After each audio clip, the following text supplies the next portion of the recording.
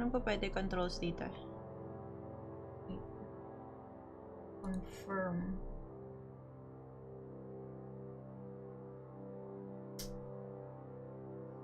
Yeah, full controller support. So yeah, let me use my controller.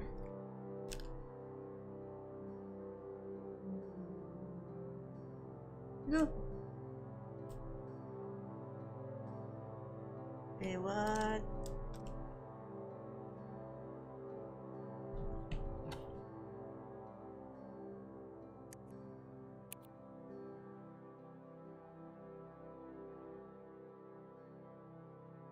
So loud.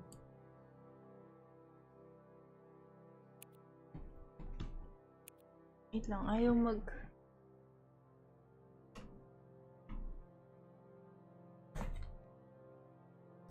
Nagumana ng controller ko.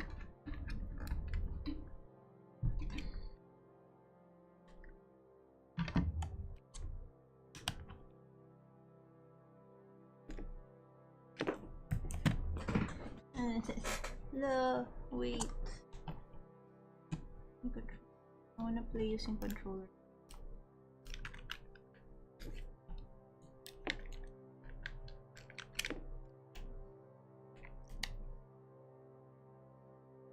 I need to restart the game. Easy. Wait na. Okay, I'm gonna play using keyboard instead. Dang it.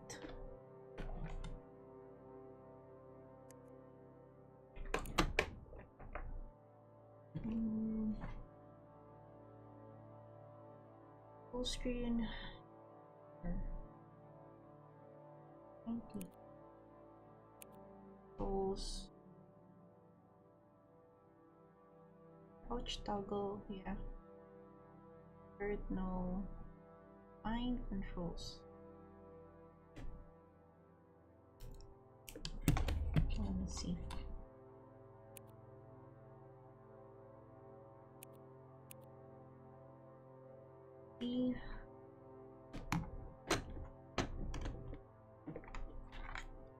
Mga wires go.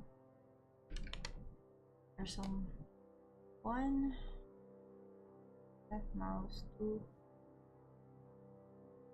right mouse, view map 2, 3 kernels, 1 back.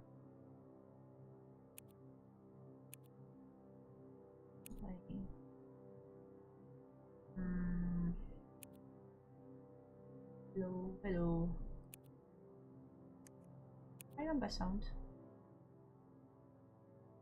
Music, natin.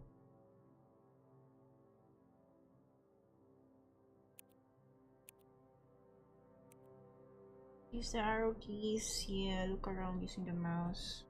Ay. Lakas bigla. What?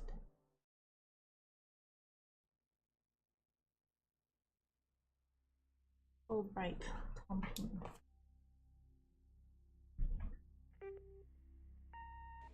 Hi, Mom.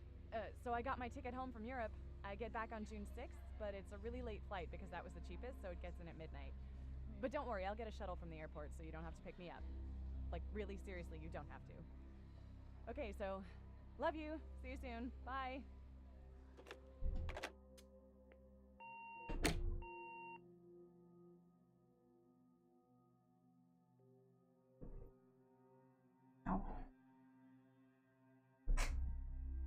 June 7th, 1995, 1:15 a.m.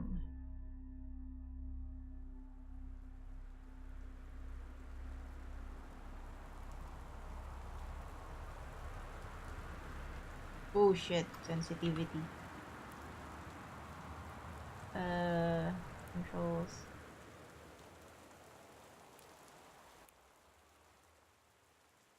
Sound effects, yeah.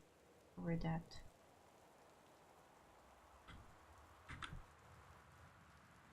Sensitivity.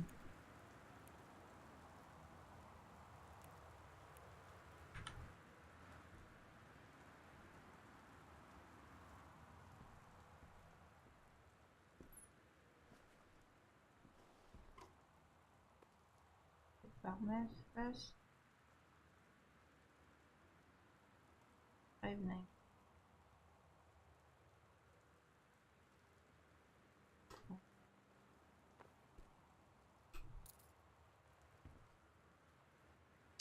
Kaya ayoko mag-control, mag-ipad eh.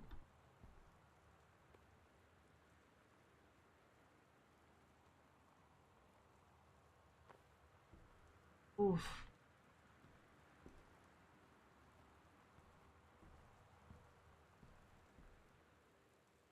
PT, I'm sorry I can't be there to see you, but it is impossible. Please, please don't go digging around trying to find out where I am.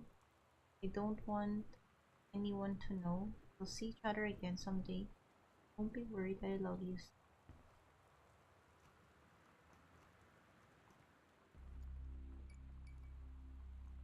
I won't be back.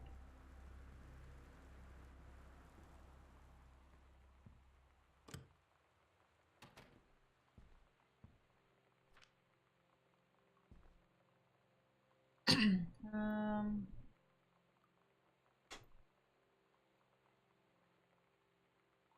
Shit. Listen. Dear Katie, so much has changed, even just since you've been away. We moved into this house. I'm at a new school, and my big sister being gone for a year doesn't make it any easier. It doesn't feel real, but I'm not gonna let it faze me.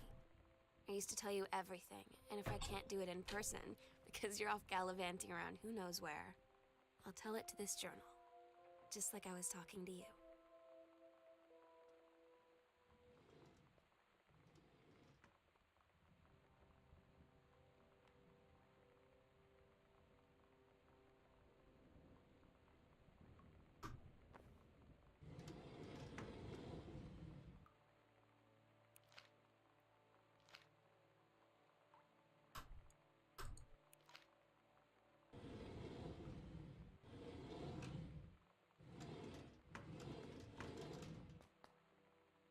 Oh shit. Gently.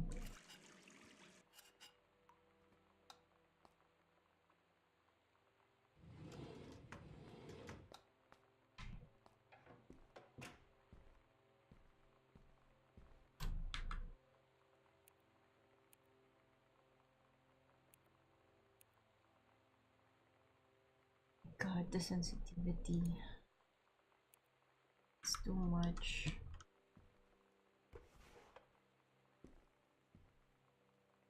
Directions to work from new home. Right exit.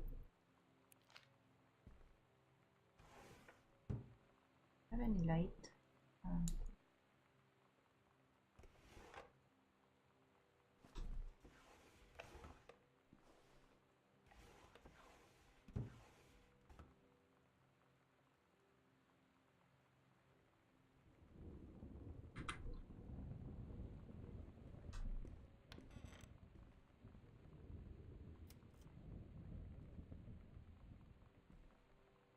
shit.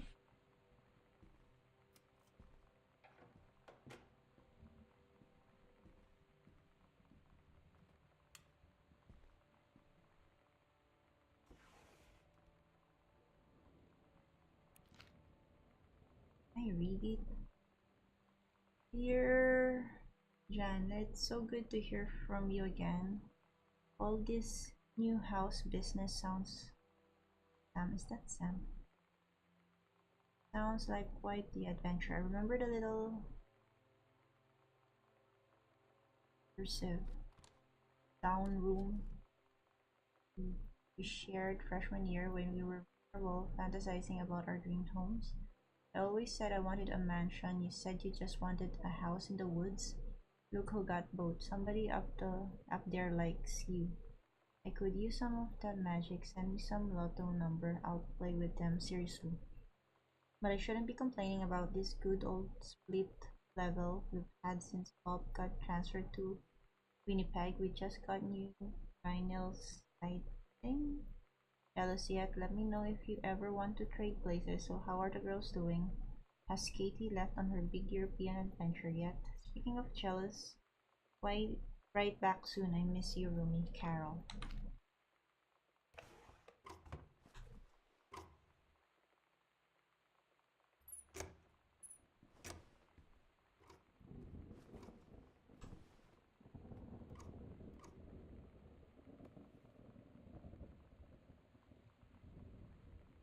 Echo in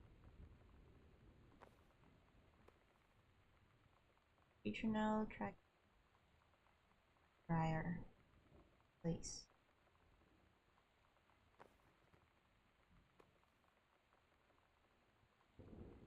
Amy.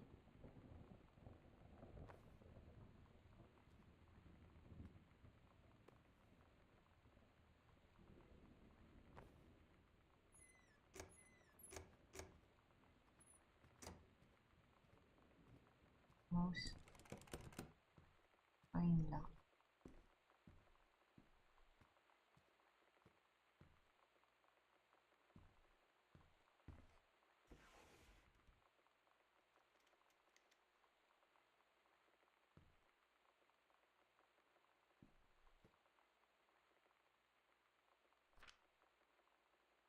His departure.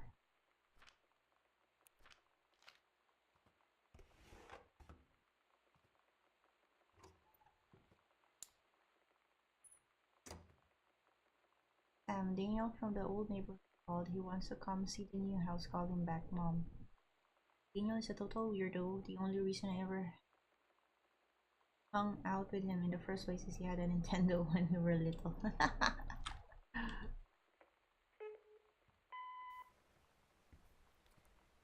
Sam. Sam. Hello. Sam.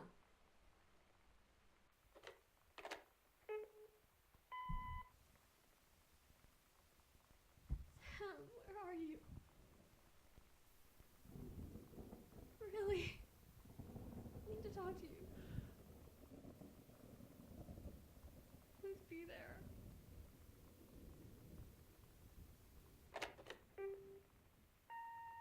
Hi, Mom.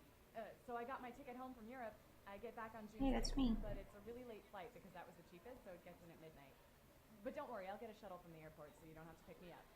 Like, really seriously, you don't have to. Okay, so, love you. See you soon. Bye.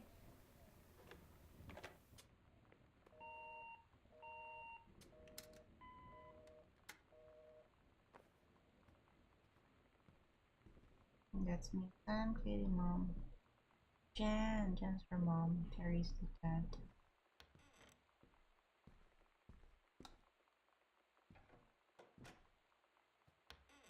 Press 2 or M to check your location at the house. Okay.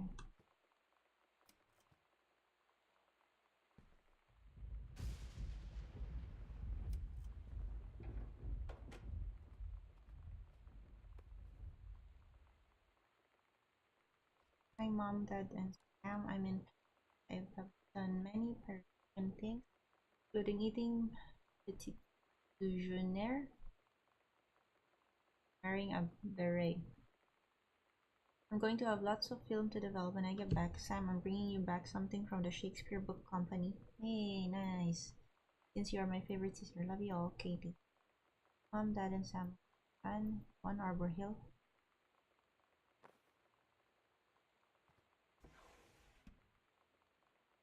Oh, Zoom.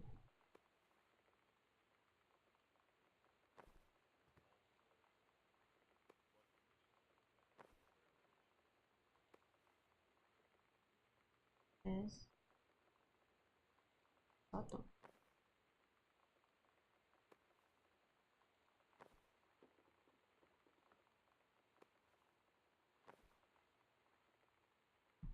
Oscar Doc Masson.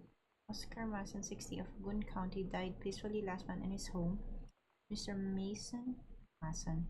Mason was born on September 8, 1933, in the house that would be his home for the rest of his life. He attained his degree in pharmacy at a young age and returned to Boone County to practice. He quickly became a well-loved figure at the center of the community. In the decades preceding his passing, he was seldom seen outside his home. The service will be held this Sunday at the First Methodist Church at 1 p.m. All are welcome. Survivors include his nephew Terence Greenbrier, as well as in spirit the people of Boone County, to whom we provide wellness and comfort.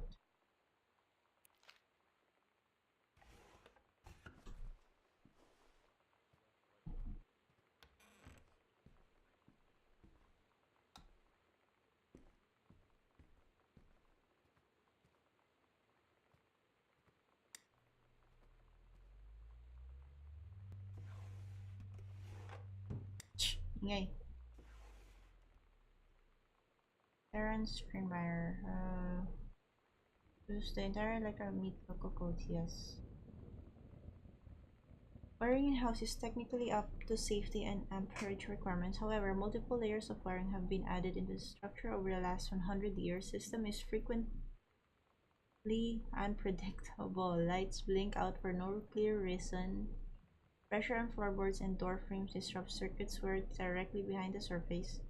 Properly reworking the electrical system will be highly destructive to the walls, floor, and fixtures of the structure. After discussion with Mr. Greenbrier, since there are no current safety concerns, the issues will not be addressed. Okay. Yes. The killing of JFK at Reeves in the movie discovered the truth. Conspiracy. Pioneer. But they say that a jack of all trades is a master of none. I have to disagree. Mastery is not a question of specialization, but sureness of purpose and dedication to craft. If you happen to be in the market for combination LD-CD player, you'll be glad to know that Pioneer seems to share this particular. Okay. What if JFK wasn't JFK? Oh, conspiracy. Back to basics. Sent back in time to Dallas, 1963 again. You can do better. Okay.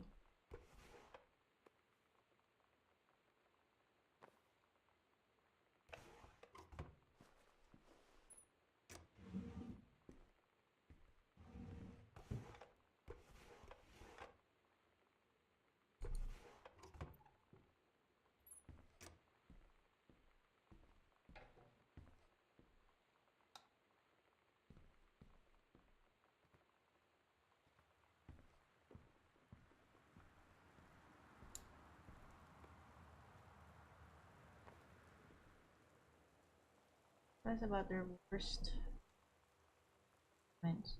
Anybody still? Sarah Holt. Gathering.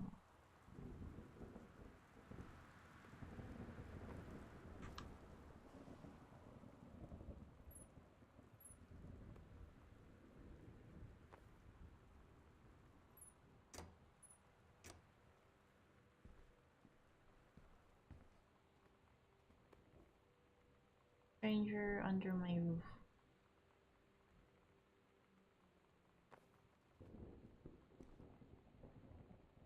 Dear Terence, David asked me to write you regarding the reviews you've been submitting the last few months. Frankly, they're becoming more trouble than they're worth from an editing standpoint. There's a word limit. It's your job to stay under it. Not mine to cut, but to cut back to it. Even then, it's becoming harder and harder to weed out the tangents and non sequiturs. Sequiturs? Or read the usable copy without heavy rewrites. The readers of home theater aficionado want to hear about the quality and value of the hardware, not ruminations on your childhood. If it were up to me, I wouldn't be writing this letter. I'd just be cutting you loose. Tons of guys half your age who would take half your rate to write stuff I could actually use. But David's known you for a long time and he's the boss, so I'm giving you one more shot on this. On his say so. You should write him a nice note thanking him for his patience and generosity. Look through your old stuff and start submitting reports like that again. Then everybody will be happy. Brent Kirkwood. Okay.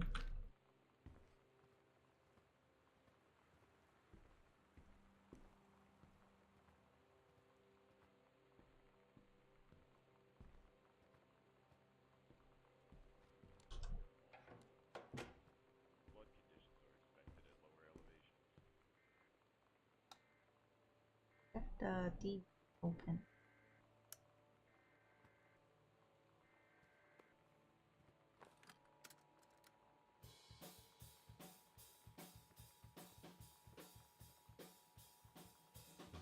Harry, hey man, how you been? Wait, ang ingay.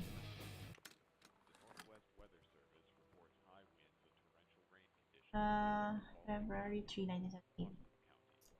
I know you're a published author and everything now, but my editor at Hi-Fi Aficionado has too much review work to go around, and he's looking for another freelancer. Naturally, I thought of you. Saying in your cast last letter how much of a pain it's been trying to find a publisher for your latest work of literature. Writing zero reviews is dead simple. Sit at home with a glass of scotch, some records, and write up how it sounds, then get paid. I've included some issues of the mag to use as examples. If you're interested, send some samples to my editor and tell him your old college phenom Mike sent you. Here's the address. Do it, Mike.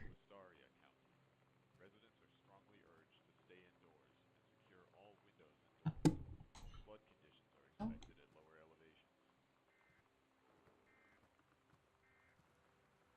what?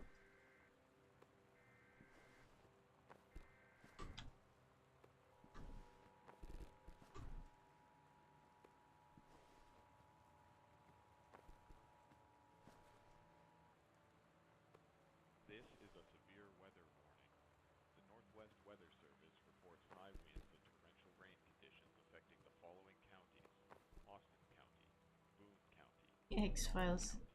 Damn it.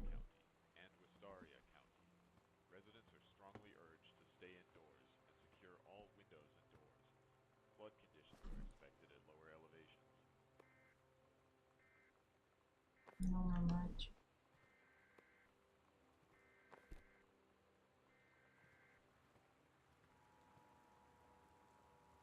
Hey, Mary, enclosed, please find a Pioneer CLED 703 unit with remote and cables. We need half a page review for the October issue. That gives you about 2 weeks to get us the copy for edit. Standard stuff like you gave us on the CLT 502. It's a combi player to check its CD playback with a few discs as well as laser disc, and they want us to definitely hit the signal to noise ratio and tossling stuff for high-end buyers. Looking forward to your take on it. Enjoy the unit. The unit.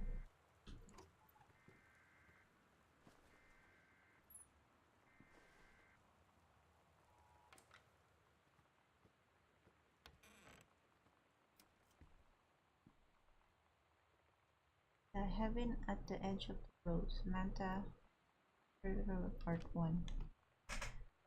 Then Allegra looked off at the ocean. It went on forever, or so it seemed. Someday she would find the edge and get to the paradise there. I heard a cannon fire boom. It was a black pirate ship. She yelled, I thought we lost them at Horse Island. First mate said, looks like you thought too soon. The black ship came up along the side. Captain Black himself came out on the deck of the black ship. He yelled to Captain Allegra, you're never gonna find the edge. That ain't no paradise, and your father were a liar. Captain Allegra yelled back, then why do you keep following us, you imbecile? The first mate yelled out, we'll stop you, Captain Black. You'll find the edge of the world, and you'll see her father was no liar. The battle kept going until Captain Allegra's ship got away. Now west, she said, and the ship sailed towards the sunset.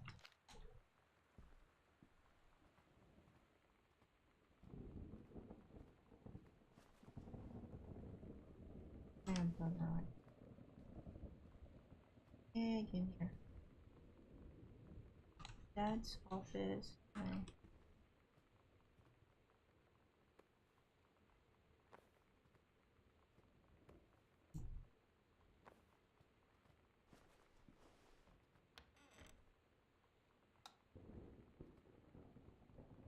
Wow, music room.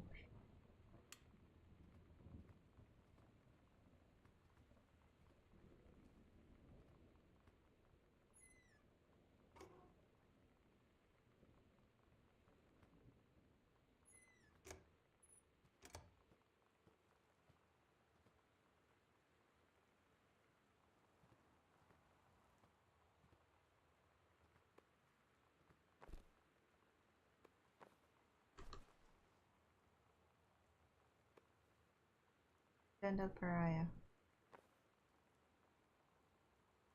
Dear Mr. Greenbrier, I write to inform you that unfortunately Mercury Books will be unable to publish or follow up The Accidental Pariah. Despite the low sales of The Accidental Savior, we went ahead with publication of the second book in hopes the John Russell series catching on. However, sales of the second book have in fact been lower than those of the first, and so our stewardship of the series must end here. It has been a pleasure working as your publisher, and we wish you and John Russell the best in your future endeavors. Aww.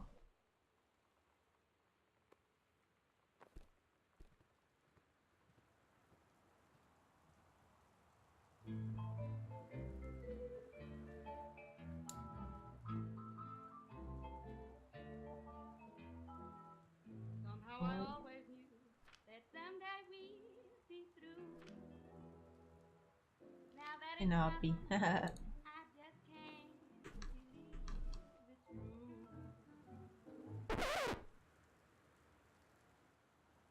Sorry.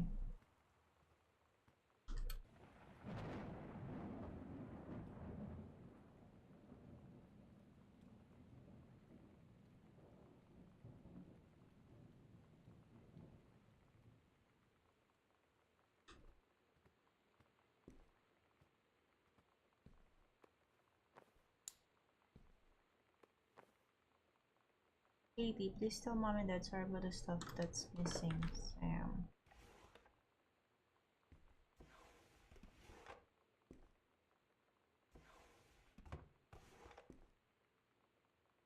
Hi Lonnie, so if you wanted to come over to my house still this afternoon, that would be cool. I can drive. It's kind of far, but I can drive you home too. So hopefully that's fine. Right back and leave this in my locker if you still want to. We can meet in the parking lot after 6. Samantha, yeah, I'm totally in. See you there. And I'm gonna kick your butt. Get ready.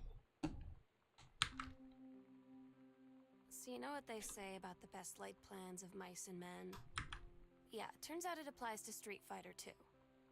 At least I worked up the courage to walk into the 7-Eleven and ask for a turn, but all that practice at home did not exactly translate in the wild. So after I was finished getting my butt kicked, I followed them outside while they smoked. And that was when she asked me if I was that psycho house girl. But then she said she's always really wanted to see the psycho house. Her name is Lonnie. She's coming over tomorrow.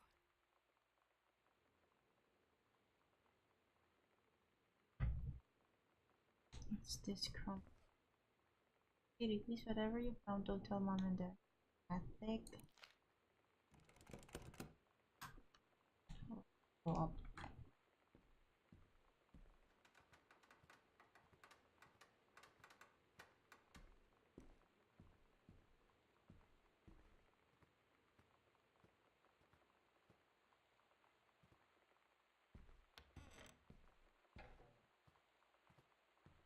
Jet.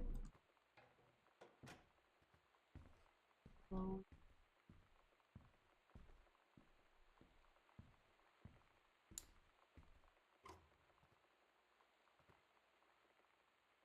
Controlled burn schedule for Boone County. Plumes of smoke will rise above the northeastern region of Boone County over the better part of next week. Part of a Forestry Service run controlled burn of overgrown section of Flintlock National Forest. Forestry crews have been preparing the area for months. The burn operation will take place between 8 a.m. and 5 p.m. on Monday, Tuesday, Wednesday, and possibly into Thursday, depending on speed of progress. According to the Forestry Service, in addition to removing dead and overgrown vegetation that can lead to wildfires, in drier months, the operation will serve as a valuable training tool for the forestry and firefighting personnel involved, said senior conservationist Danny Screen. Smoke will likely linger in the area through the following weekend. Oh, shit. Like,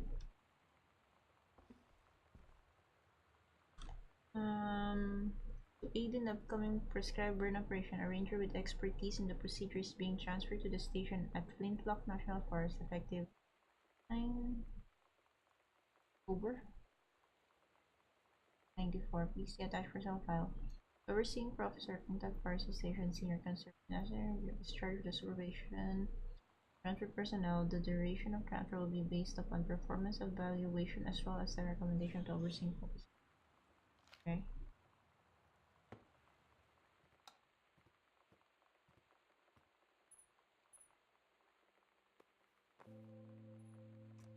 It's weird hanging out with girls. Daniel was around ever since I was little, and other girls? I don't know. But being around Lonnie is like instantly just right. I gave her the grand Psycho House tour and took my revenge on Super Nintendo. And it was like, I don't know. I finally found someone I feel normal around. I drove her home and she gave me this tape and said, "You have got to listen to this." I haven't stopped playing it since.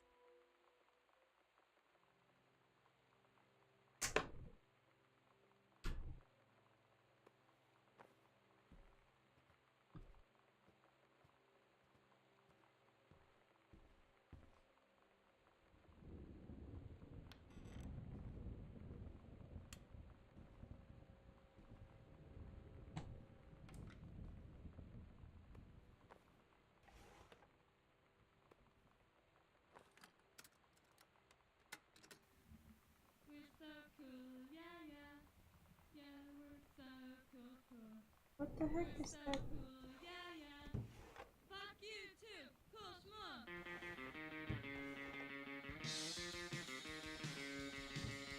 I don't wanna sit around and talk about the writers. Weren't those good old days? Yeah, tape as well. I wonder if you're gonna say hello. Let's listen to that later. You're gonna walk away. I'm the cartridge. That you have,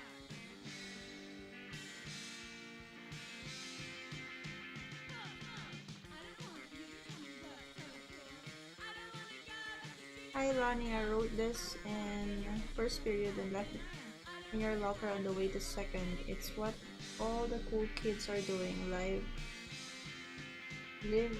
designer? Write me back also, here's an idea for something to draw. 2 cats on a motorcycle. Hey, this is a good idea. What all the cool little kids are actually doing is sending each other pages in their beepers. But we're cooler than them because guess what? They can't put this on a beeper.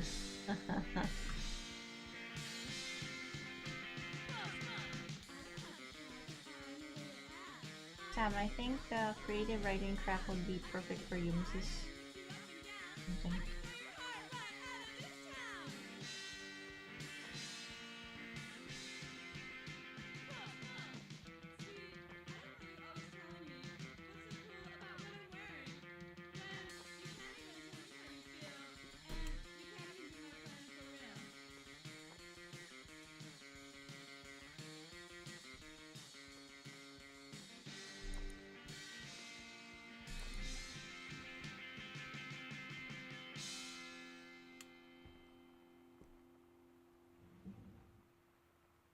With AIDS in Africa, Soul Asylum. Nice.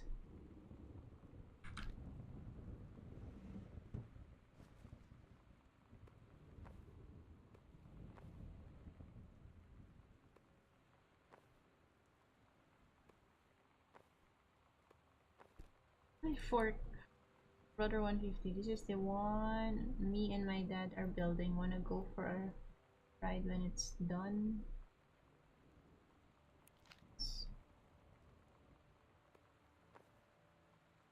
Manta Year 1 Fletcher Shop 1 assignment. Metalworking engraving. Minus. Not a challenging assignment. Metal plaque for family portrait. Reasonable subject but not complex. When I said that mom and dad should be replaced with parents' names, I did not mean just add them underneath. Acceptable leveling on edges, show more pride in work.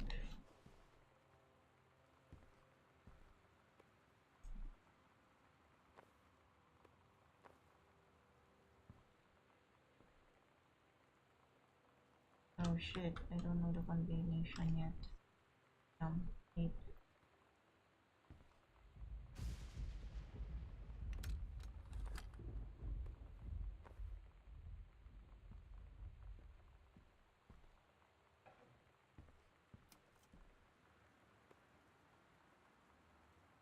your number.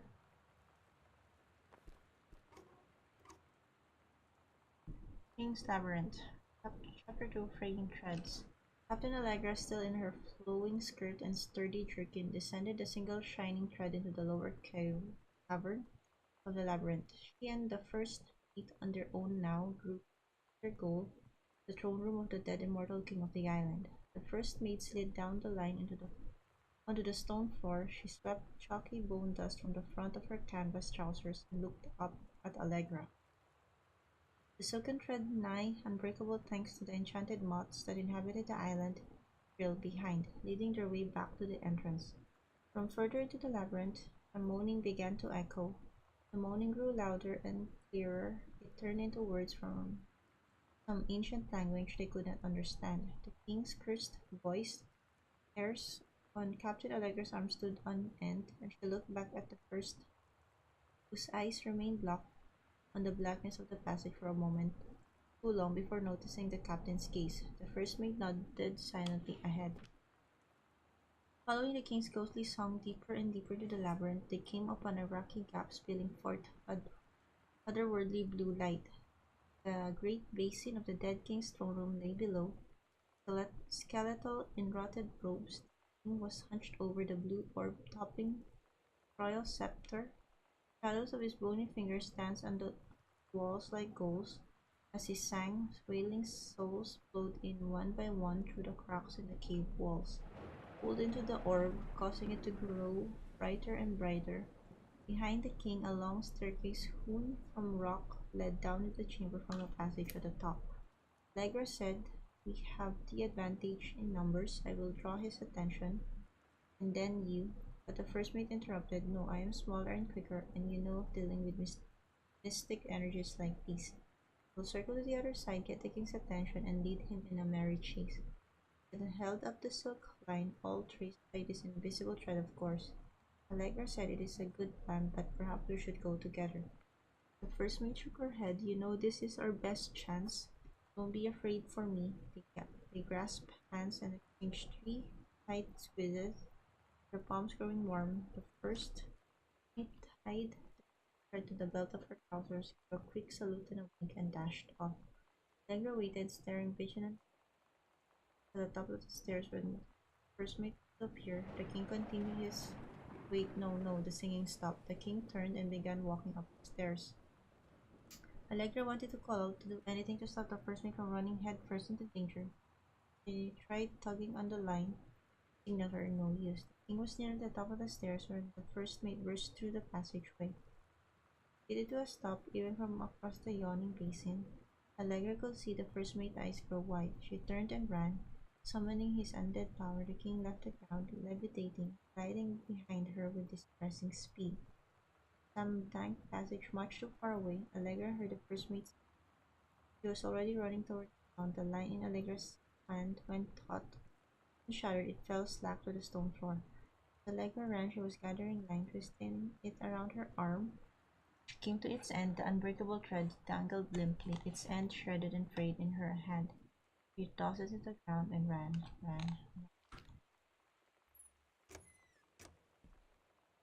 And Sam had is in like fourth grade.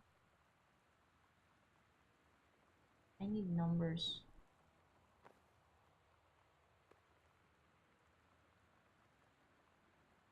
Load. Anything? No.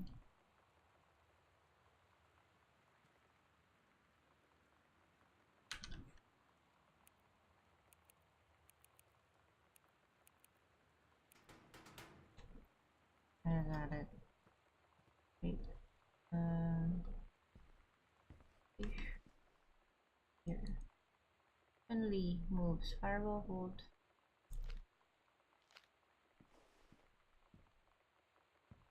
They're not.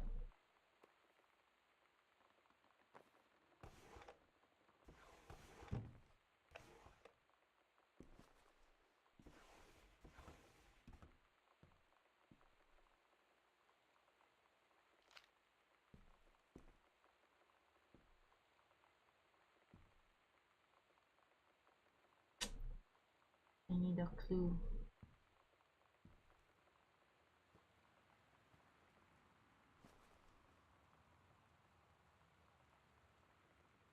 Uh,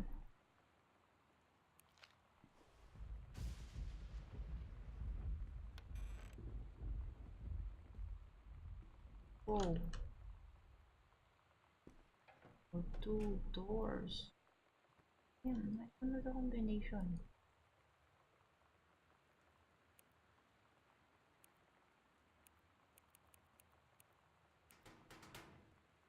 Hmm.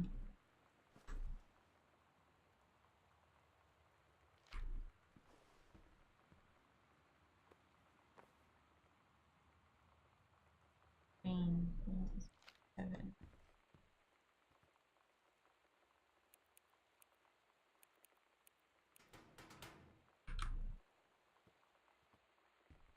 Natin yan.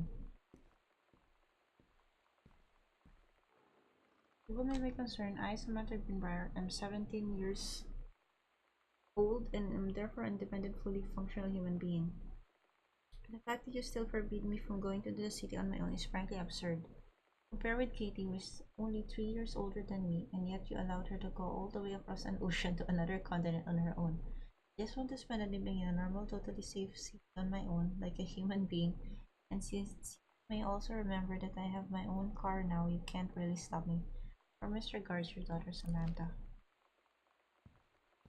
Stop leaving every damn light in the house on. You're as bad as your sister. Neil called again. He went his Nintendo game back. Neil called. Yeah, that's the door.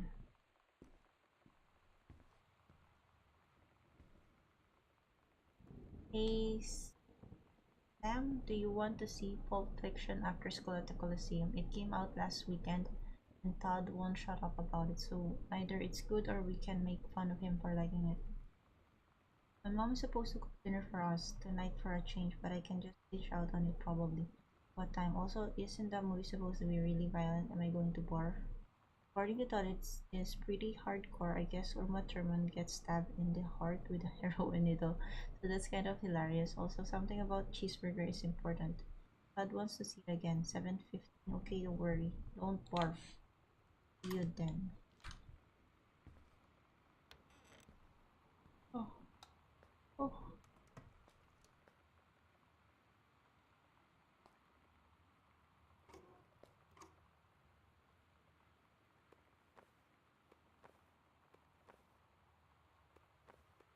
Right now I'm sleepy.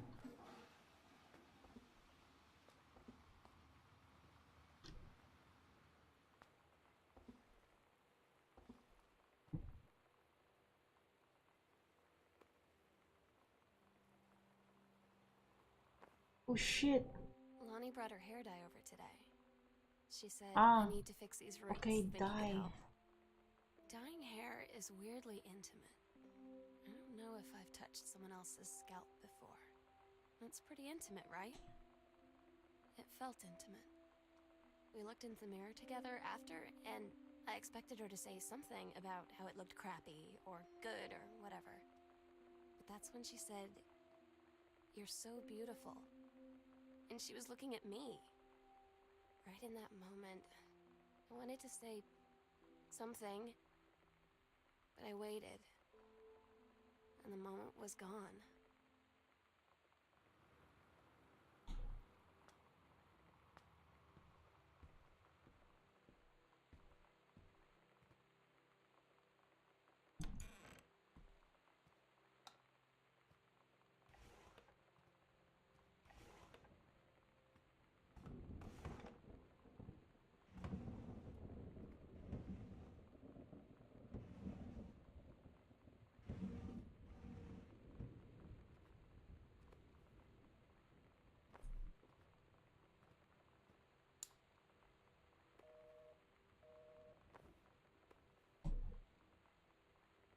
Dear Mom, Dad, and Sam, I am in the tunnel. This is my second passage through the tunnel. I'm on my way back from London, this time going to Brussels, Belgium. Sorry I didn't write you on the way to London, but I was so excited about the tunnel. Nell? I don't know. London was great, Dad. I know you've always wanted to visit, and I think you really should. You'd love it. We all wanted to come back here as a family sometime. I guess I could be convinced. Love you all, Katie.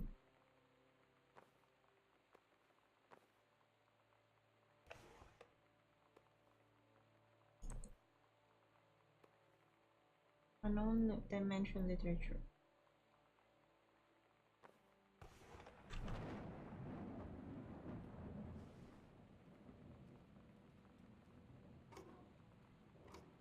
Oh.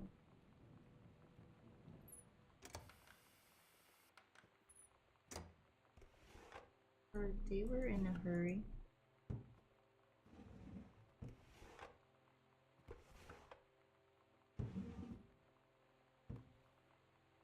Mitten, Caitlin, Fred.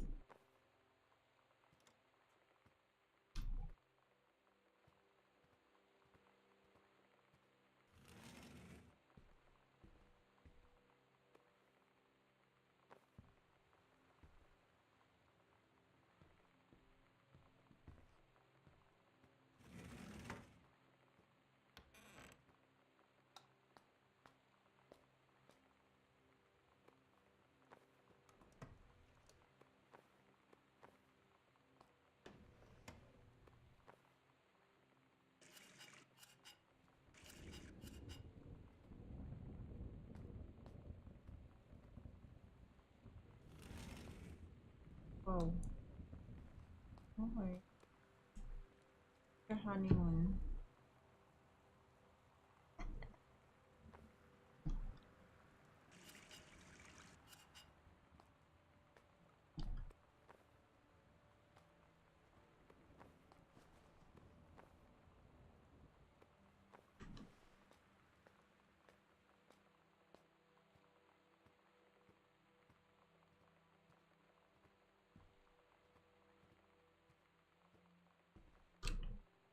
What the fuck?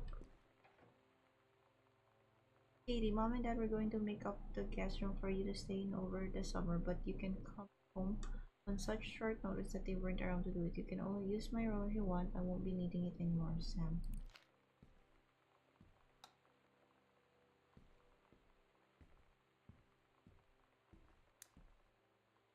Hey Sam, you were asking about my ribbons meant. Here is a handy guide over orienteering.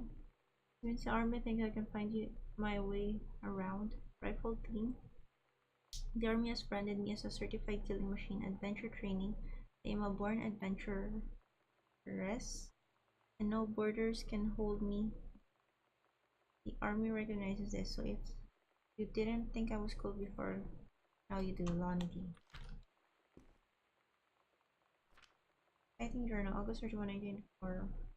A tall shadow in the upstairs hall. When I rounded the corner, no one was there. How tall was Uncle Oscar?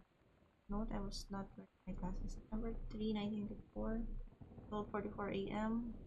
Faint voice coming from the bottom of the stairs. I said hello. Did that furnace? 9 and carton.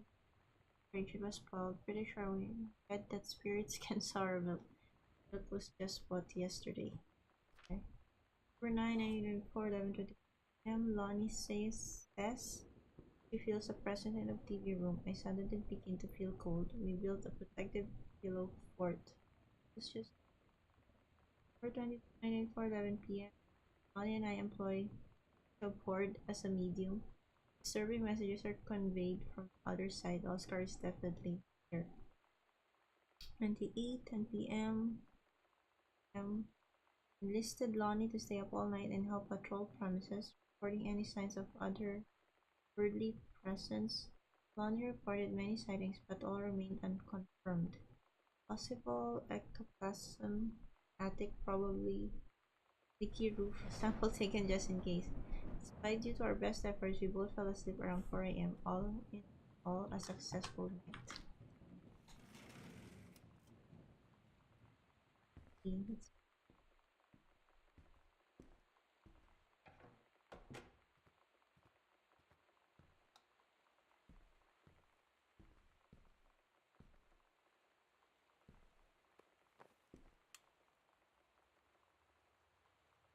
exemplary. Major pattern indispensable during the course of the prescribed burn preparation execution. I believe expertise and dedication is the deciding factor in this complex and challenging effort. In the opinion of the Flint Lock Forest staff, contribution to daily operations have become essential to the outfit's continuing success. These and will be formally resubmitting the request for assignment to this facility. Halloween show, misfits, some costume. Sometimes you just have to lie to mom and dad. Like when Lonnie asked me to see a band with her and stay over at her friend's place in the city after. That's a lie to mom and dad's situation. But it was so worth it. The girls on stage were just so loud and real and awesome. And everybody was moving together like one huge tide of sound. Between two songs, Lonnie leaned over and said, "How do you like your first show?" I was so happy. I felt tears starting in my eyes. And then she up and hugged me. I think she could tell.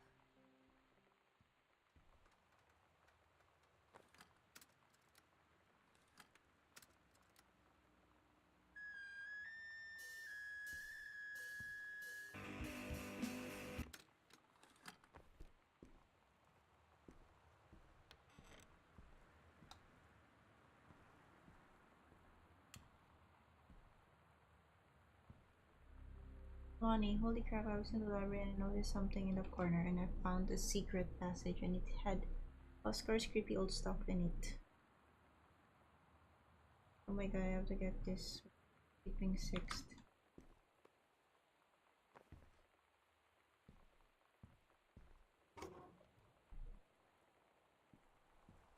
Okay.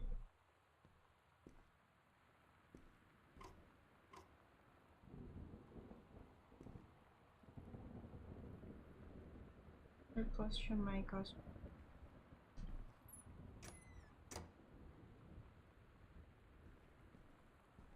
Hey, what's this?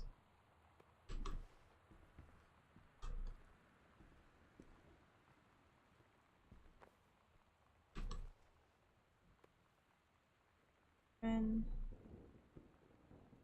or Sam, okay. Events to Betsy.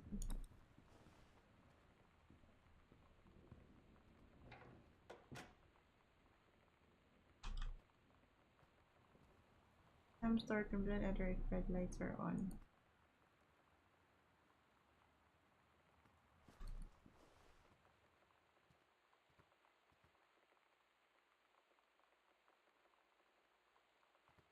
Oh, wait.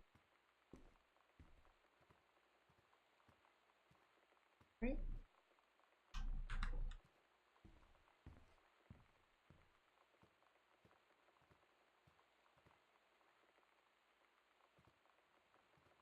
Downstairs. There. Ah, wait. Weird.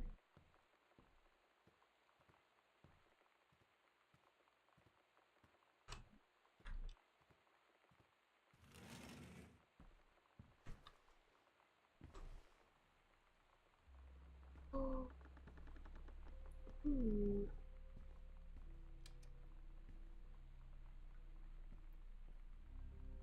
Ghost Hunters, Ham and Lonnie's secret house missing doggy. Hidden commander found 3. Library upstairs all fire. Evidence of the supernatural return.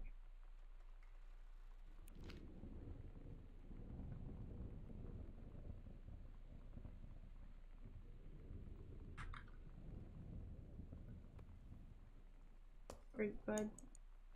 Oh shit.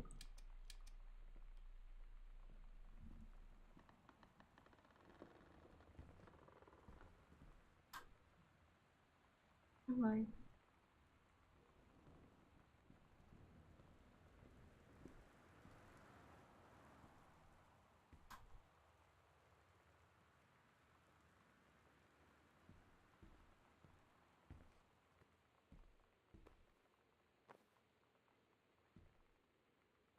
Misfit. At Todd's brother's place after the show, there was only a futon to sleep on, so Lonnie and I shared it. The lights went out. I was turned toward her. My eyes started to adjust, and then I could see she was looking at me, too. In the dark, she smiled. My heart was beating so fast. I rolled over. I felt so, I don't know, nervous? After a minute, she put her arm around me and was so close and whispered in my ear, "I really like you." I just nodded my head, and I really hope she could tell. I really hope that she meant what I think she did. I felt like a shook-up can of soda ever since. I hope we have the chance to talk before I explode.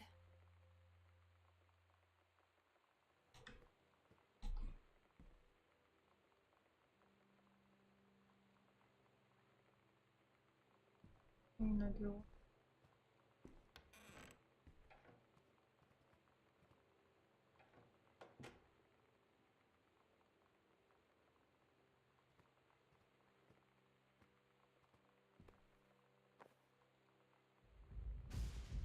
Private, do not read.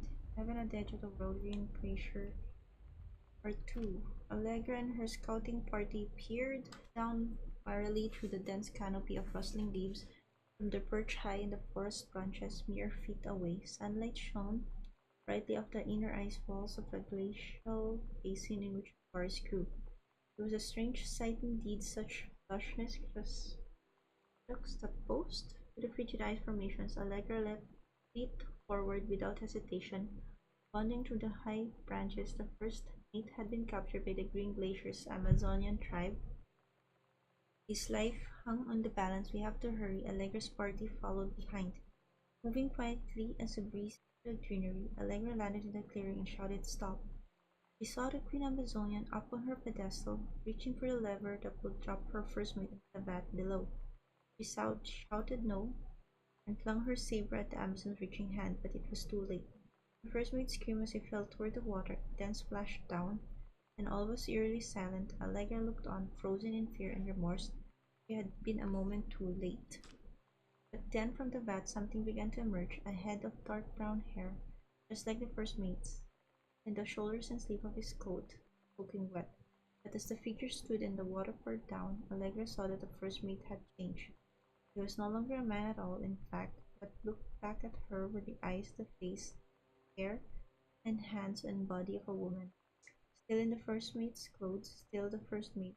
She spoke in a soft, clear voice. "Captain," the Amazonian queen said, "she is one of us now. She is ours."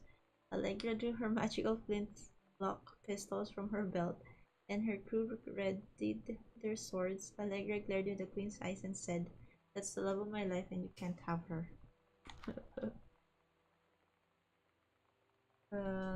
51, right? 3 times up at.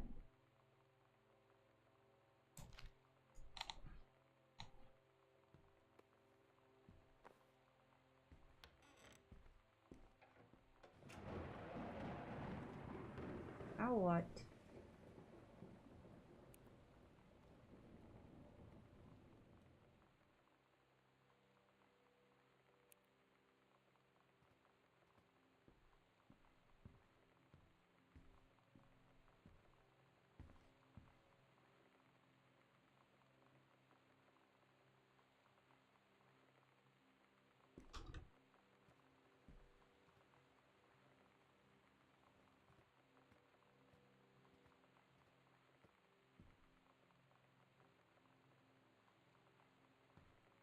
Here?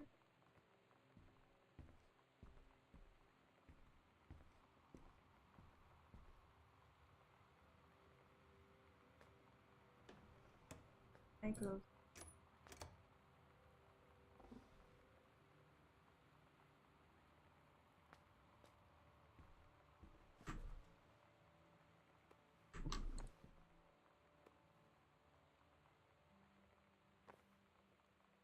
Hello, who are you, Oscar? You want?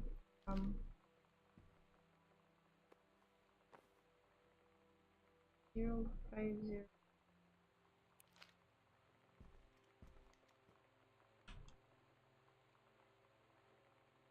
0501. Okay. Her room is here. One.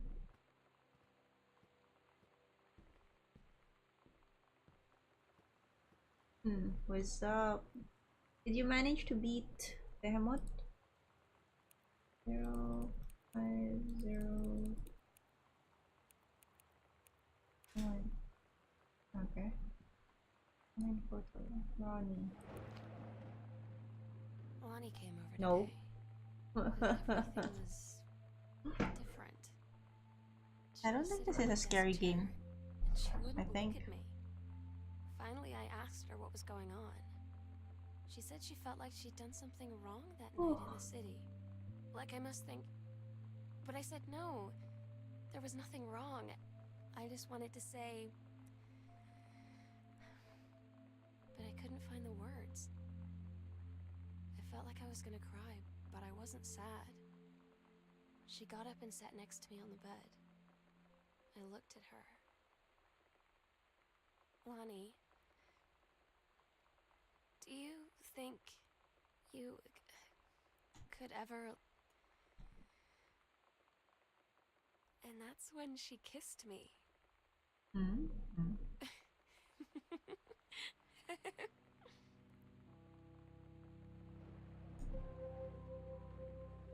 The key. Basement. Oh shit, we're going to the basement. Harry, Dorothy, Gillian Anderson?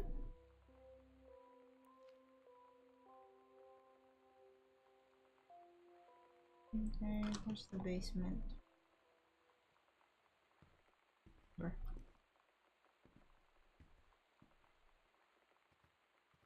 I did not know you swing that way. Haha, no, I don't. It's the girl's character. No, sister. Wrong way.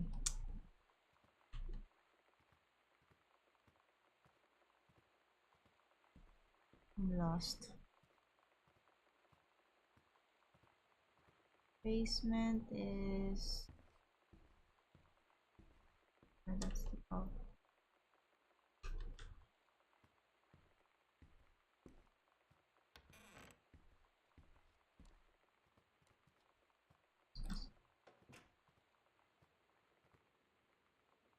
Right. The hall. On. But there's no light.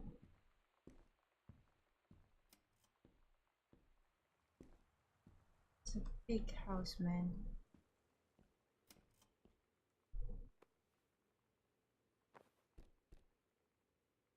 Dear Samantha, I would like to cordially thank you for having me to your abode for the Thanksgiving holiday with your lovely family. I enjoyed the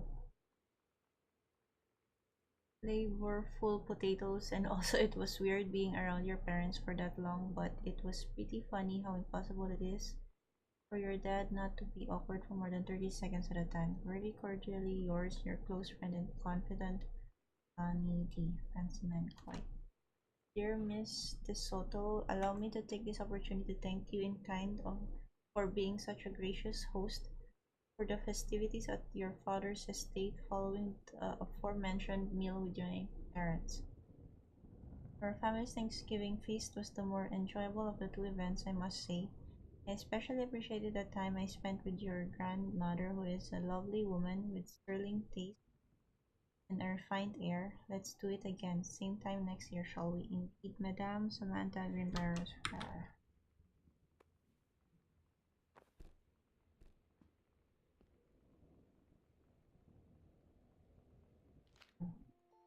It's different now.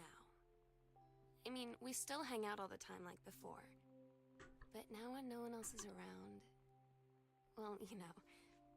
So you could say we're dating. But it's secret. Secret dating? I don't know. I mean, I guess that's the real difference.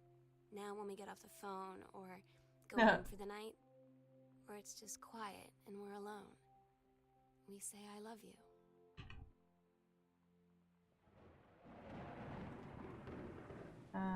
Caitlin. Find. What is it? This. Alright.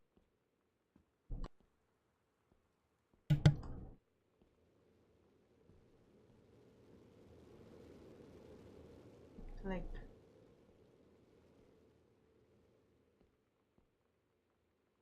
January 24, 1995, Samantha. Dear Samantha, congratulations. I am pleased to inform you of your admission to creative writing track of the Reed College Summer Program for Young Scholars for its 1995 session. We believe you have much to contribute to the Reed College community based on your portfolio and academic record. I am also pleased to offer you financial aid to cover 75% of the summer program's tuition and fees. Wow.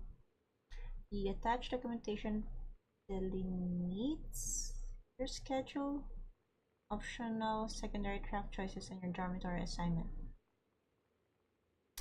Please remember to submit the attached form if you wish to be eligible for one of the 3 Reed full-time undergraduate scholarships to be awarded to exemplary students at the end of each summer program. We very much look forward to your attendance. Again, congratulations on your admission and best wishes from all of us at Reed College. Sincerely, Julie Morris, Director of Admissions. I'm so stupid sometimes. I was telling Lonnie that I got into my college summer program thing, and I was all making plans like, you should come visit me, stay in my dorm room. But she said, Sam, I ship out on June 6th. I was like, ship out? To where? She said, to basic training. What did you think I was doing all that ROTC stuff for? I guess she's been planning to join the army right after high school since she was like 12. And I guess she's really going to do it. So I was like, after graduation, I'm just Cool. never going to see you again? She said, let's just have fun while we can. Oh.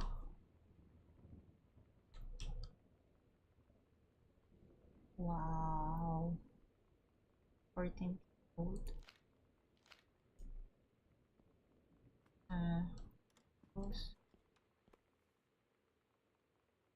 Accidental Savior. Dear Charles, thank you for sending along a copy of our newly published book. An author's first published manuscript is a momentous occasion. I read it this afternoon. I certainly recognize my son in the subject matter. An author's work is the externalization of that which he holds dear and that which he fears, and in this respect I believe your work was successful. But the lens through which the person was shown was needlessly clouded by genre cliches and implausible time-source science fictional de ex machina. The great authors speak of their life's milieu in clear and honest tones, the lens crystal that refracts their thoughts without distortion. I congratulate you on surviving the great ordeal that is publication, and rest assured that readers of your genre lapped up copies hungrily, but I urge you to shed artifice. You can do better with the father's love and encouragement. Richard Greenbarrow. I think that's mom's citizenship stuff. Oh, okay. Go here first. Okay.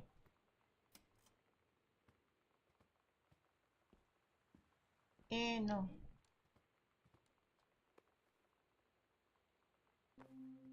They tell you to stick with the group on field trips, Katie. There's a reason for that. Lonnie and I snuck off on the side paths at Multnomah Falls and got a little lost. Okay, a lot lost. Like, for hours. Right before the bus left, we found a trail and came running down the path, soaked and covered in mud, shouting for the bus not to leave. The school called home. Mom and Dad said, you didn't get into trouble like this before you met that Lonnie girl. But I don't think they know about us. The kids at school, though, I'm really afraid that's a whole other story. Stick with the group, Katie. Stick with the group.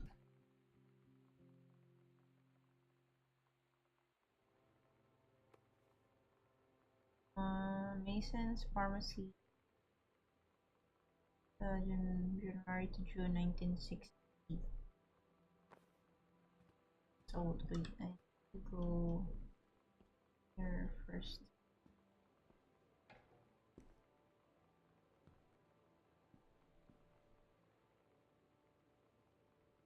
Nada de Soto. Today's Spanish lesson by Oscar Tapacubos. Dear Sam, I'm so happy you liked the drawing. I was thinking of us when I drew it. I knew you'd be able to tell you'd love Mexico, I think, probably. The nature here is totally different than back home. I kept thinking about Allegra and the first mate lost on a mysterious island where even the plants are out to get them. And then I think of them together out there in the wilderness together, and I start thinking of you again. I lie here in bed and I can almost feel you. I've been trying to save it up for when we're together again. I haven't done a good job, okay, but I tried. Okay, enough about that. Your last letter got to me the day before we start driving back north. We'll be racing this letter home. If I get home first, we can read it together. And yes, I'm taking tons of photos. Without to spend so much time in the dark room. Lonnie. Alright. Yes.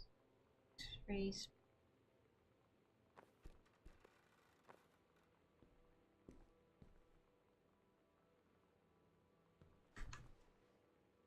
Better. Like a drug. The first time was in my room in the middle of the night. I woke up and Lonnie was kissing me. Eh.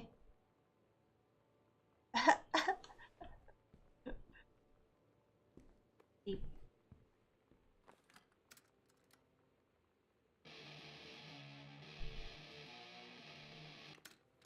It's too loud. Another Art banner. Wow, 80 bucks. Hey, band formerly known as Scout Setlist. Todd's band lost their singer. Todd said he sucked. Lonnie said he got sick of Todd's shit, and he was complaining about needing a new singer. So Lonnie was like, I can sing. And they were all kind of like, you can? And she was like, probably. But she's been rehearsing with them for like a week now. And I finally got to see them play in Todd's basement today. And she's actually really amazing. I feel so proud when she's on stage. It's incredible being in awe of someone you love. So everybody knows it's like a temporary situation till she ships out in June. But till then, I'm gonna be at every single show.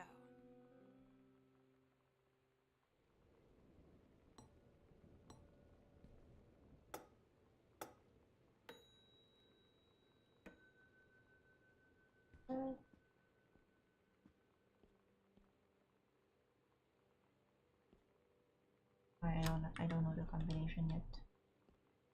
Very giving.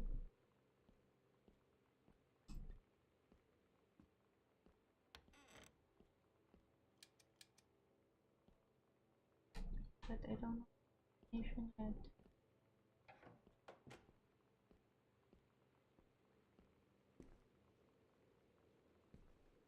Now what? Oh, the other room. Okay, okay. Other room.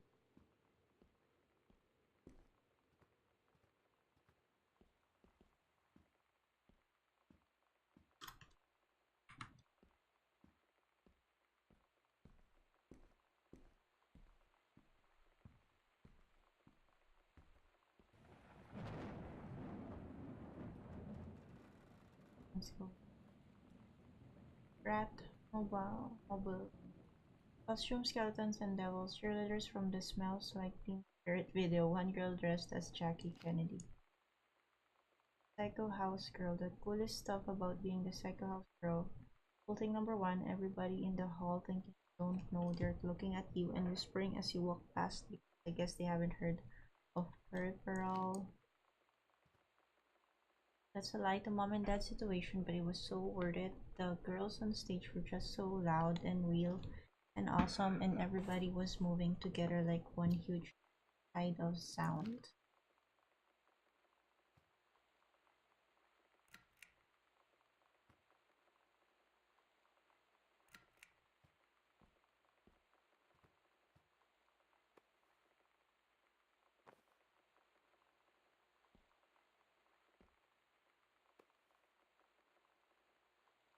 Rural justice now.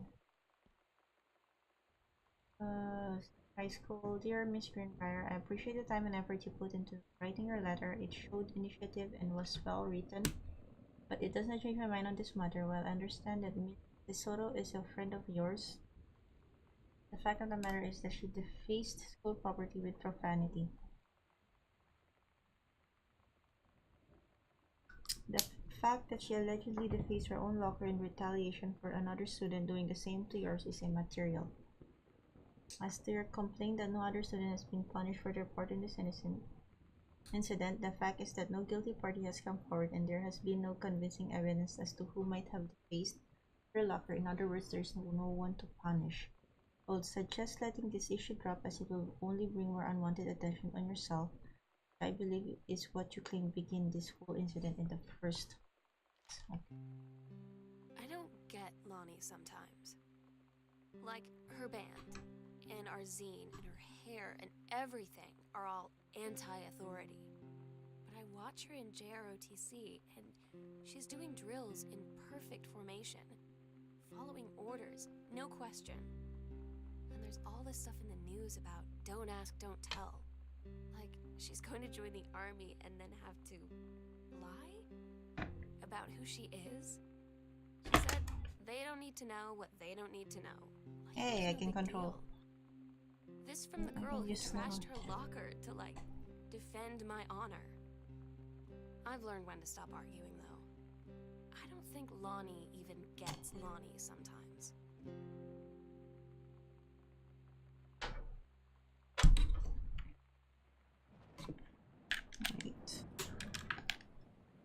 Alright. Finally. An outlaw still show use run.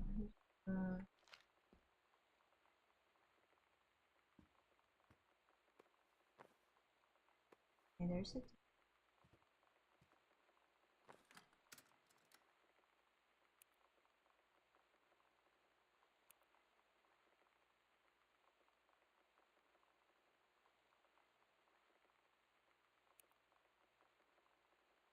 Control.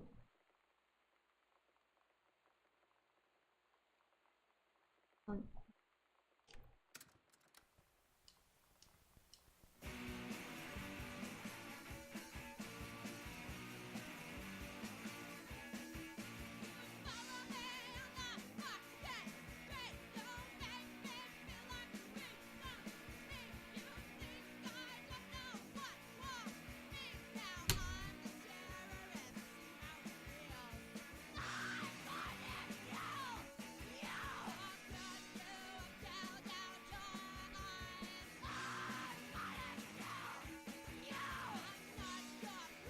How do I?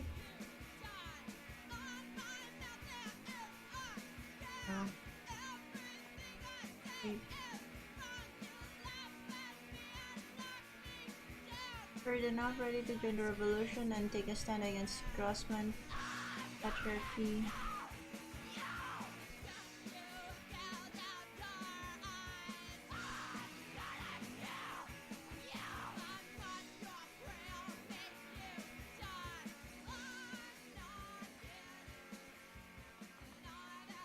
Oh, where am I? Whoa. Hey. Okay. Offer of promotion. Dear Head Conservationist Greenbrier, due to your exemplary management of the Flintlock prescribed burn operation last year, and the sources need for experienced personnel to direct regional operations, we would like to offer you the position of Regional Conservation Management Director responsible for operations throughout the northwestern Oregon. Your assistance will be sought to fill your previous position on site at the Flintlock National Forest.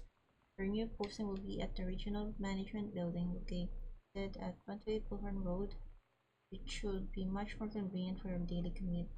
Follows as soon as possible regarding your decision. We very much look forward to your reply, Bruce Pendleton.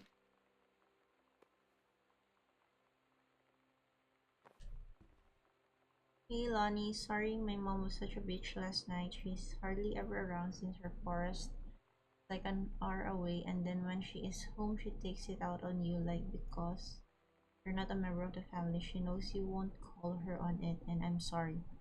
Ah, it's okay. I know she's just jealous of our cool and free lifestyle, freewheeling lifestyle. I feel sorry for you. I'm lucky my mom lives in Florida. You have to have a mom every day. Sorry, I didn't mean to bring up the mom thing like that. I know I shouldn't complain. No, I'm being serious. My mom is a psycho Christian, and her new husband, Don, is a complete tool. Just living in Florida with him is her eternal punishment in my mind. So you wouldn't rather live with your mom in Florida? Eh, eh, lol. Uh,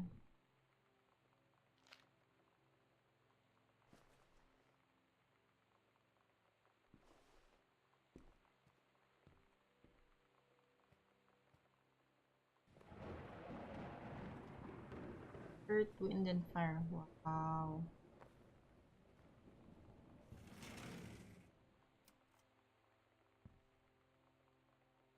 This skull was the coolest thing I found in Mexico, and it was like $3.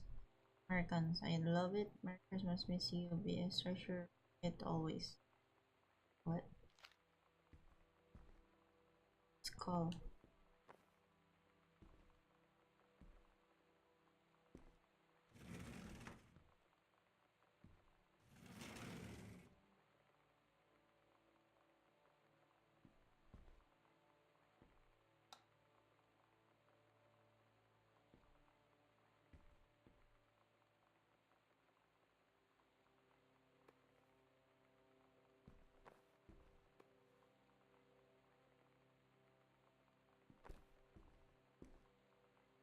Hi Jan, I got 2 tickets for EWF on Thursday, but my girlfriend says she doesn't want to go. Her taste in music rears its ugly head again, so that leaves me with an extra ticket that I thought you might be interested in.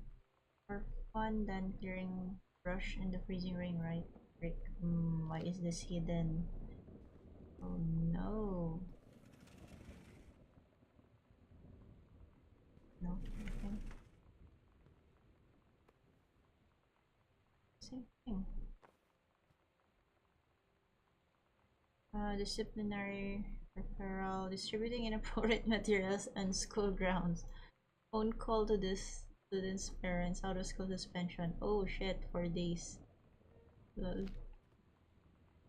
Sam, since you refused to hear I was out this afternoon, your mother and I are putting this in writing so that we are absolutely clear.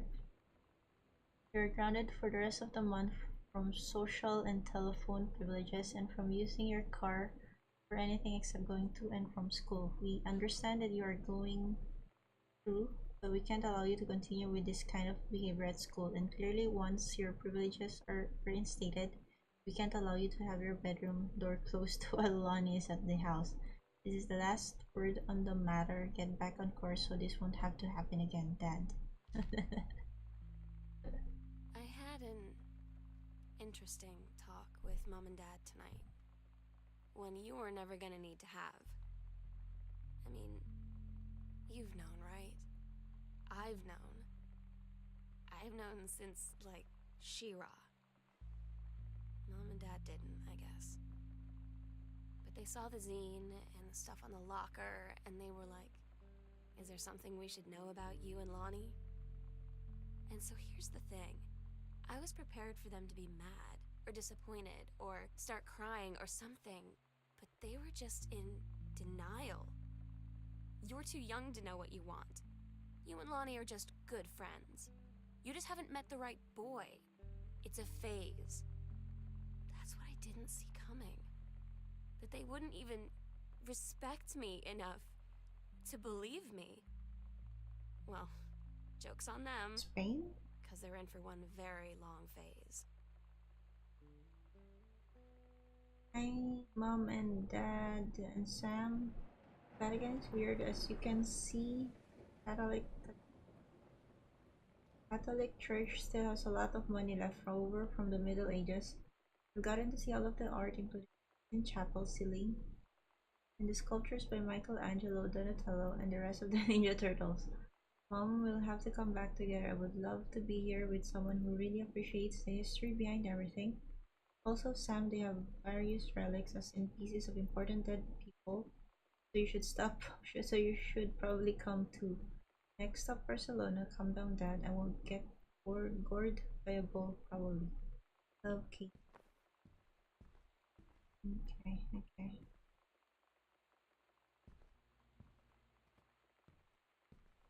Yeah.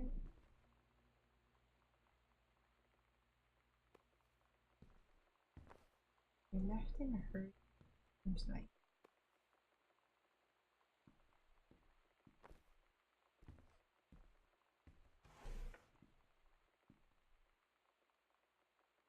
First up, congratulations, Janice Greenbrier, Regional Director. And I say congratulations because come on, you're going to take the job, right? What are you waiting for? An engraved invitation? Call them back. But in the meantime, let's discuss this little outing you had with our favorite camel clad. What a blast, but you sound like you're reading a lot into an innocent night out. You're sure there's something there? You said he has an out of town girlfriend.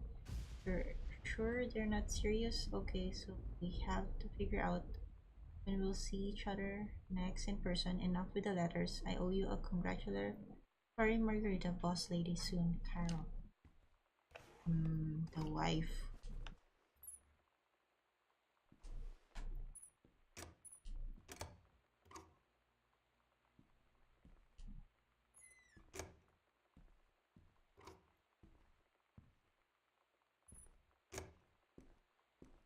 What's this? It's Sentinel Warrior. Don't give up on this, honey.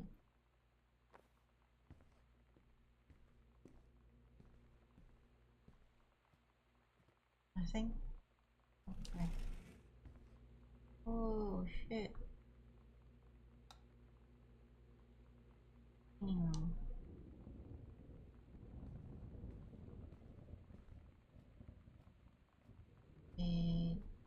I. Oh, big house, man. Another tape.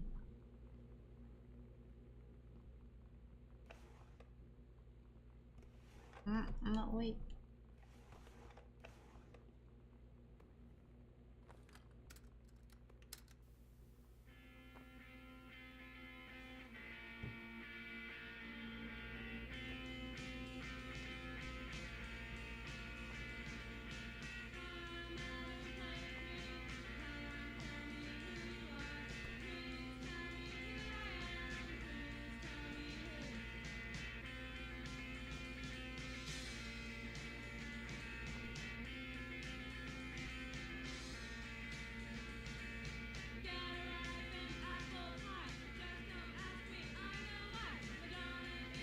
Sam said working at Traumberger Road.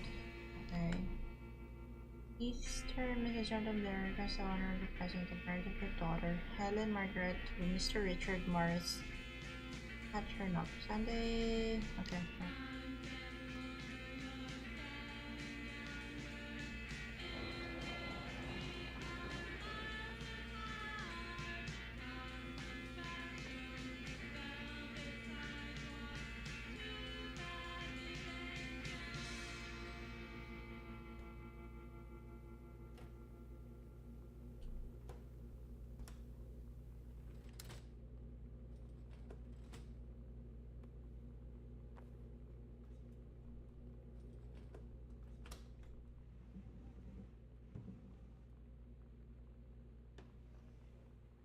Why is this like this?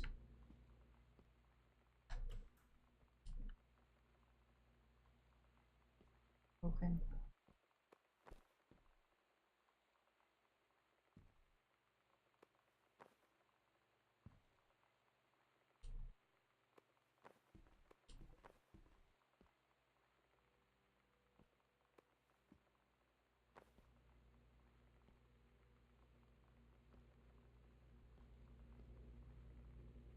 Amanda and Daniel were in the woods one day.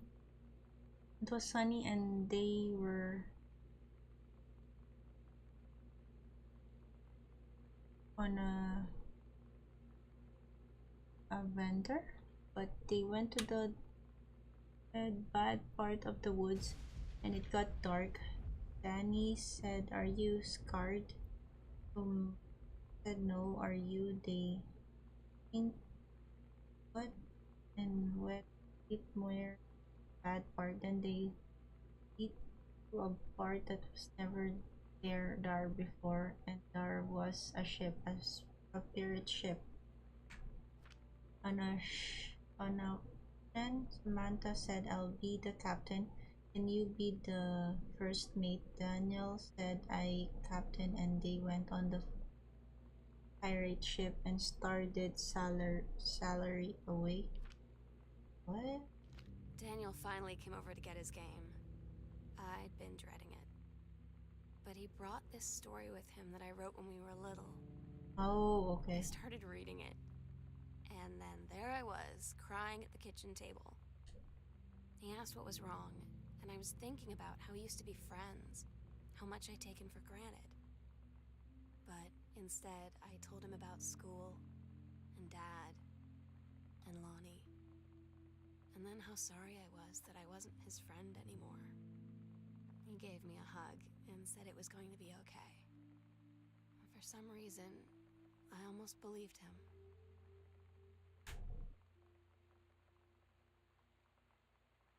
Dear Regional Conservation Director Greenbrier, have you received your formal acceptance letter?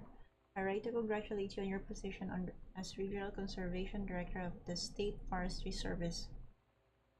We wish you luck in your final weeks at Flintlock National Forest and very much look forward to welcoming you to your new desk in the State Forestry Office at 8 a.m. on May 1.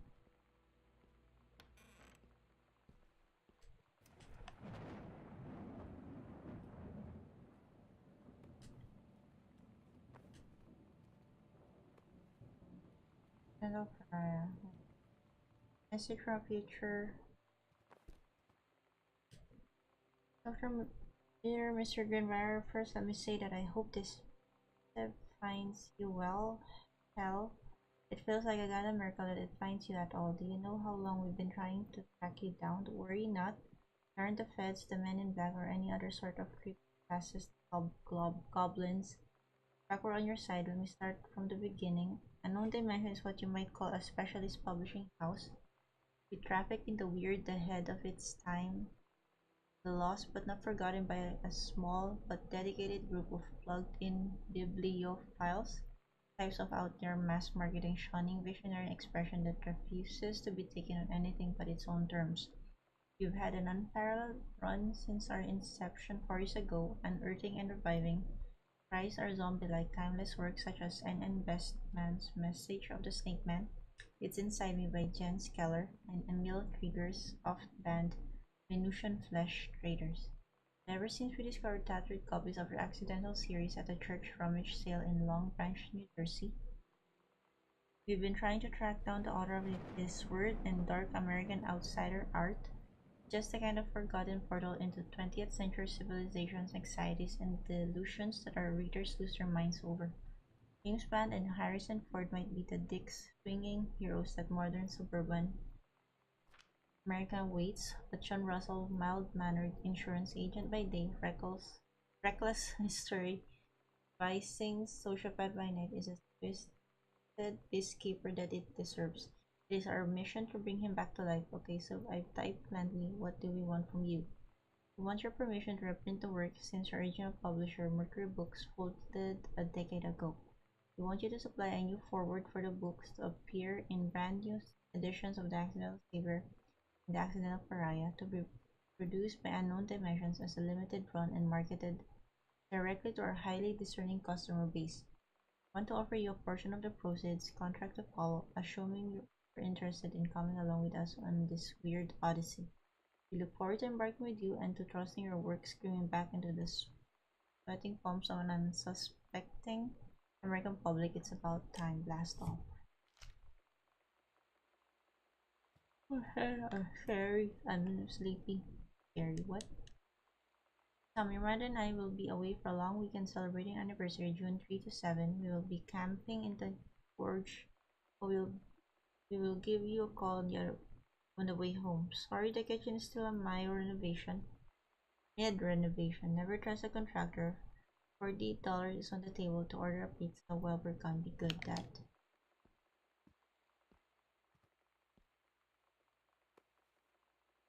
Clown got clown combos.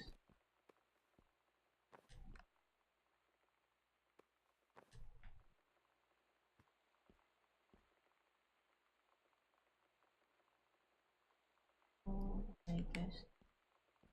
Go back there. Oh no, I haven't been here yet.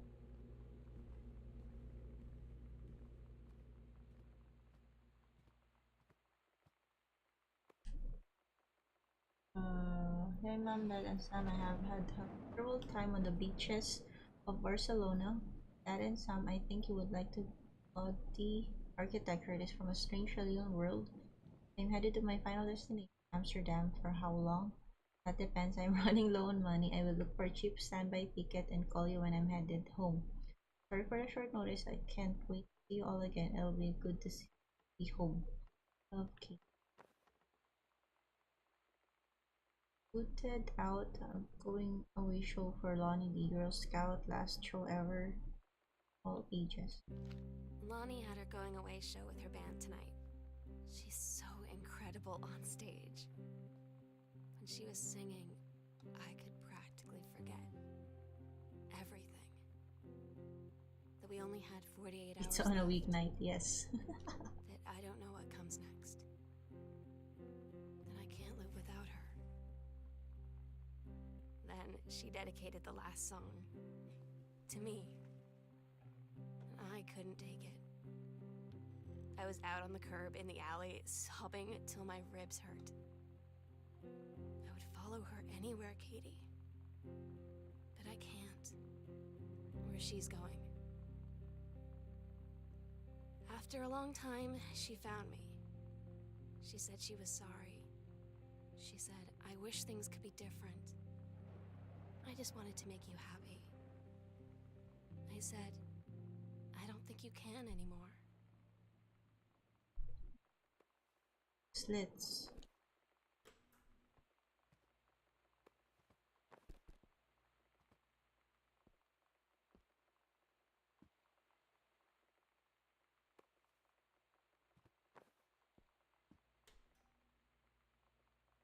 Sam, I wish I knew how to explain it better. The army is this thing I grew up with. It's part of me. My dad's army friends are like family. I've always known it was where I'd end up. I never thought of it any other way. I wish things could be different. Maybe someday when I'm settled at a base and you're done with college and you're a famous writer and I can rebuild a tank engine with my eyes closed, things will be different and we can be together. Until then, okay.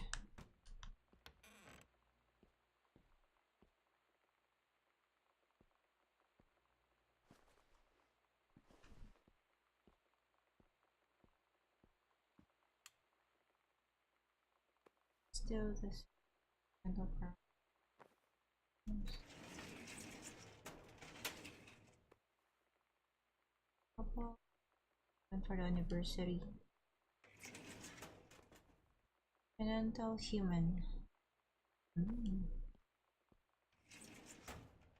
Dear Cass, I can't tell you what a joy it is to see John Russell back in print. I thank you very much for sending along copies of the new editions. The cover art is really something. I know you've said that Unknown Dimension is in the business of printing new material, but this revived interest in my work has brought on a wave of inspiration, resulting in a manuscript that completes John Russell's journey, which I think you may find intriguing.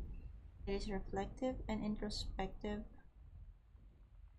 without forgetting excitement and weirdness that Unknown Dimensions readers expect. I hope this might be an exciting new direction for Unknown Dimension to pursue. At the very least, I am grateful that John Russell's adventures didn't come to an end quite when I thought they had. My thanks and regards, Terence L. Cover copy. It's been almost 20 years since John Russell heard the call.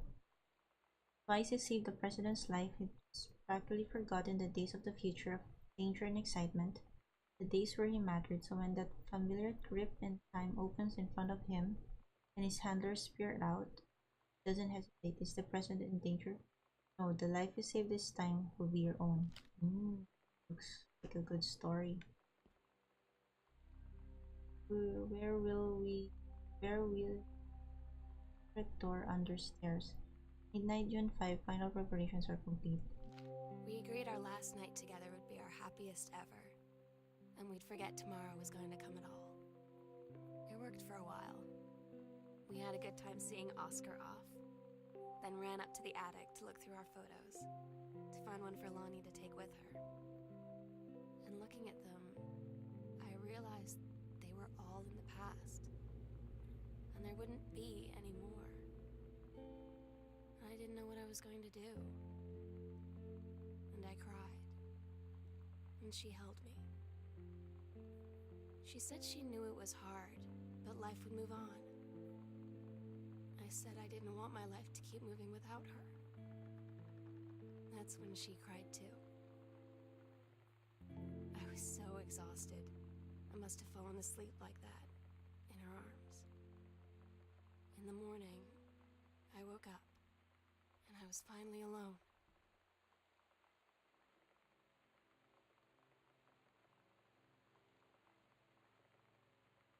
Where am I going?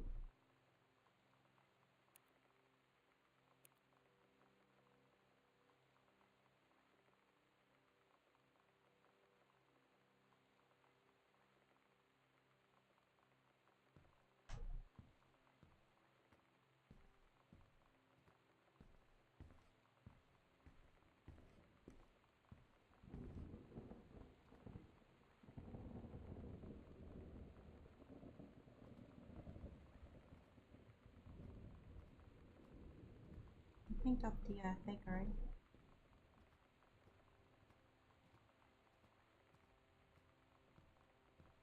Come on, no.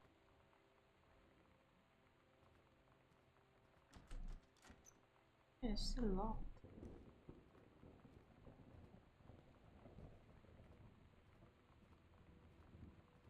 Oh, I forgot where I'm going. I didn't check the map.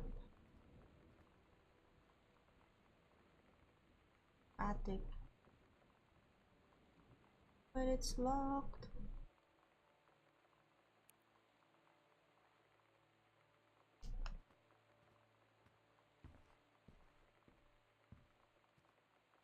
How do I open it?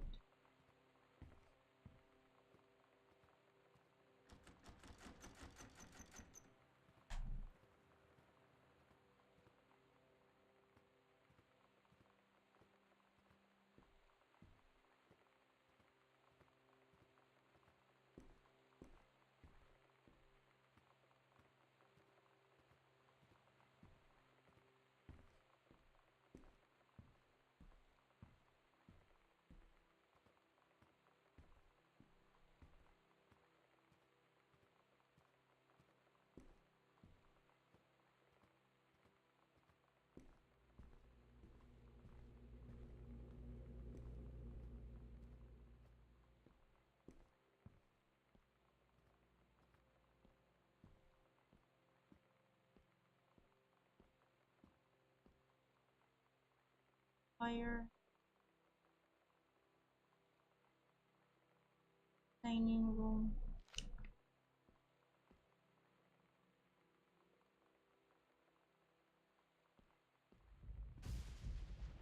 Under stairs.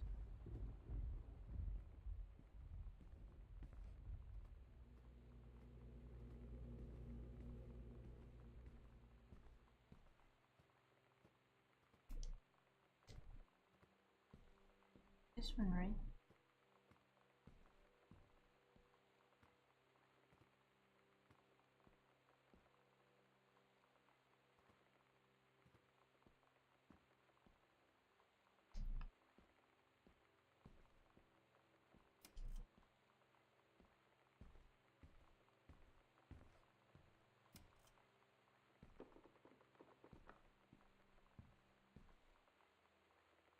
What?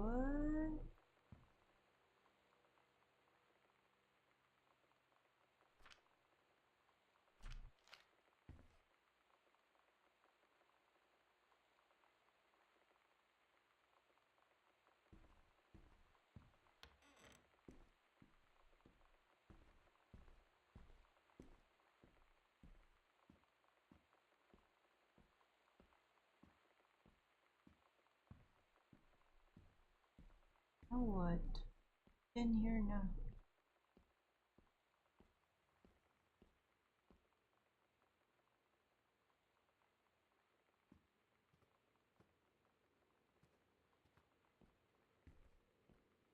Oh, the lock. No, the.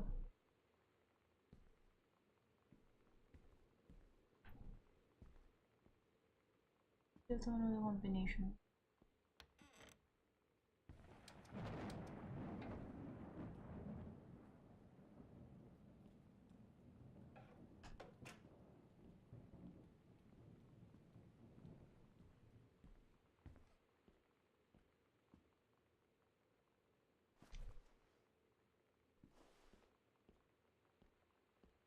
Eh, don't know what to do.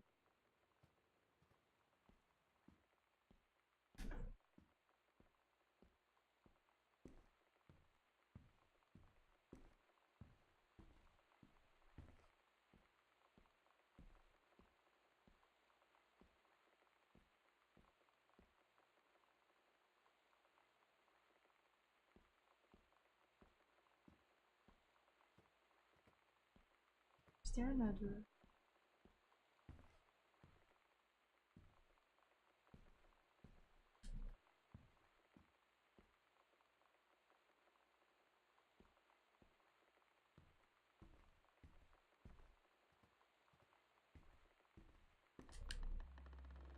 Another one.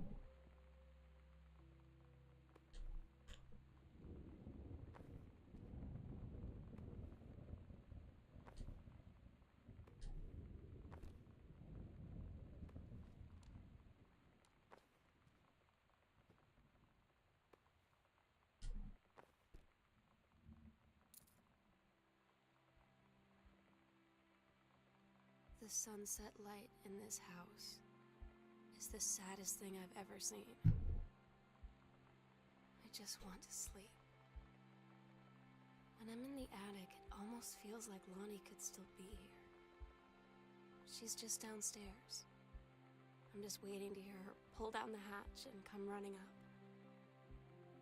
Maybe I'll go up to the attic and wait.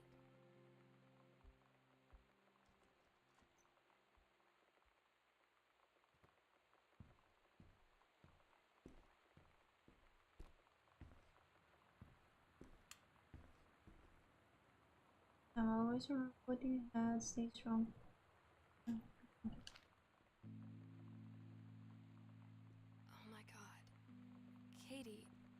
I fell asleep in the attic, in Lonnie and my old spot, and I missed the first 2 calls. I just barely caught the third one before the machine got it. And it was Lonnie, on a payphone. She'd been on the bus to Basic, and she said she couldn't think of anything but me and us, and that she couldn't go through with it, with the army and being apart and all of it. And so she got off the bus in Salem. She said, "Sam, I want you to pack up everything you can and get in your car and come find me. That's why she's And let's missing. just drive until we find somewhere for us." And she asked me if I could do that. And I said yes. Yes.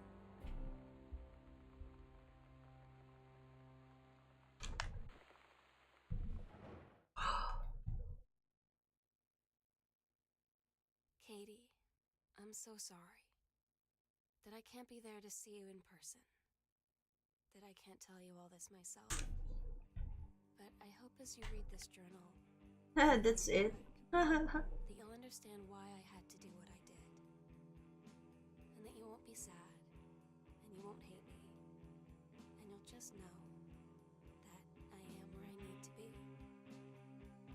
you so much, Katie. I'll see you again. Someday. Love, Sam.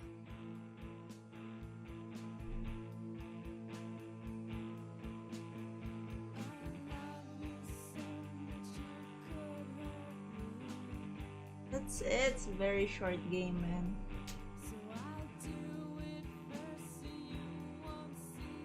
It's good. I'm sleepy. Whew.